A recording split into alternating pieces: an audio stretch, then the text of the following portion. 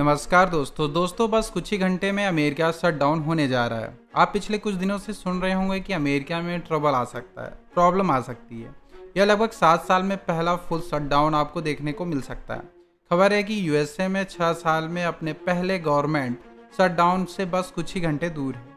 USA federation government, जैसे कि भारत में केंद्र सरकार होती है, उसी तरह का शट डाउन करने के कगार पे है। शट डाउन का सिंपल अर्थ है कि केंद्र सरकार को खजाने में से पैसे निकालने और उसे यूज करने का हक रोक दिया जाएगा। कुछ उसी प्रकार जिस तरह से सिनेरियो आपको अमेरिका में देखने को मिल रहा है। वहाँ का करंट फिजिकल ईयर 31 सितंबर को एक्सपायर हो जाएगा। रात को 12 से 1 बजे के सारे ऑपरेशन हल्ट हो जाएंगे। प्रॉब्लम यह है कि वहाँ की कांग्रेस पार्टी जो है, दो पार्लियामेंट बिल पास नहीं कर पा रही है। अमेरिका में पार्लियामेंट को कांग्रेस कहा जाता है। भारत में बजट सेशन के दौरान फाइनेंस मिनिस्टर बजट अनाउंस करती है और बहुमत होने के कारण बिल पास हो जाता है। लेकिन अमेरिका में आपको तो यह फुल ऑफ अप्रोप्रिएट्स बिल पास करना होता है या फिर कुछ टेम्परेरी बेसिस पर कंटिन्यू रिवोल्यूशन पास करना होता है ताकि फुल बिल पर सहमति बन सके। इस बार ये बिल पास नहीं हो सका है। यूएसए को कॉन्स्टिट्यूशन के आर्टिकल 1 में यह मेंशन किया गया है कि बिना बिल पास के आप पैसा खर्च नहीं कर सकते। वहाँ पर प्रेसिडेंशियल सिस्टम चलता है और ज़रूरी नहीं है कि जो पार्टी का प्रेसिडेंट हो उसी की बहुमत सरकार केंद्र कांग्रेस में हो। वर्तमान में ट्रंप रिपब्लिकन पार्टी के बिलोंग करते हैं। सेनेट, जो कि भारत की राज्यसभा की तरह अपर हाउस है, यह बिल पास नहीं हो पाएगा। मामला कहाँ फंसा हुआ है? रिपब्लिकन पार्टी के सेनेट में एक बिल लेकर आई थी। इस बिल को पास करने के लिए कम से कम 60 वोट चाहिए थे। रिपब्लिकन पार्टी के पास 53 सीट हैं, जो कि डेमोक्रेटिक पार्टी के पास 45 सीट हैं, यानी 2 इंडिपेंडेंट हैं। इसमें रिपब्लिकन पार्टी को केवल 55 वोट मिले हैं। क्योंकि 60 वोट नहीं मिल पाए, इसलिए शट डाउन होने जा रहा है।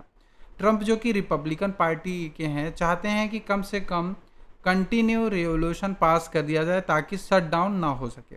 लेकिन डेमोक्रेटिक पार्टी, जो कि बाइडन की पार्टी है या कमला हैरिस की पार्टी, उनका कहना है कि उन्होंने हेल्थ केयर प्रोग्राम और अन्य महत्वपूर्ण चीज़ों पर फोकस नहीं किया। रिपब्लिकन पार्टी डेमोक्रेटिक की मांग पर सहमत नहीं हो पा रही है। यूएस राइट नाउ एक हाई स्टेक फंडिंग क्राइसिस का सामना कर रहा है और ट्रम्प एडमिनिस्ट्रेशन और डेमोक्रेटिक ब्लेम गेम कर रहे हैं।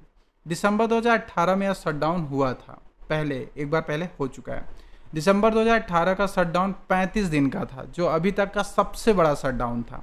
इससे पहले 16 सितंबर 1995 को 21 दिन का शटडाउन किया गया था। दिसंबर 2020 में शटडाउन का खतरा था, लेकिन अंतिम क्षणों में बिल पास हो गया था।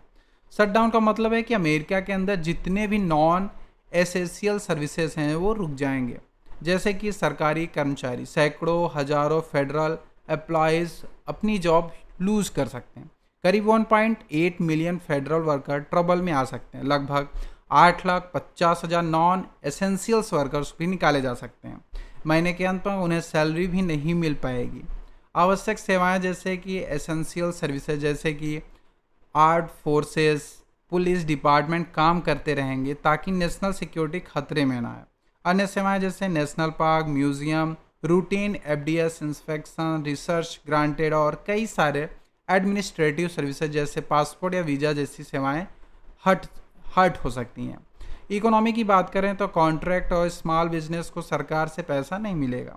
अगर यह शटडाउन कई दिनों तक चला तो यह यूएस की इकोनॉमी पर काफ़ी इफेक्ट डालेगा, जिससे इकोनॉमिक डैमेज हो सकता है। बाइट लाइन यही है कि यूएस को तुरंत आधार पर मानवीय प्रभाव यानी ह्यूमन इम्पैक्ट देखने को मिलेगा। यह निर्भर करता है कि यह शटडाउन कितने दिन चलता है।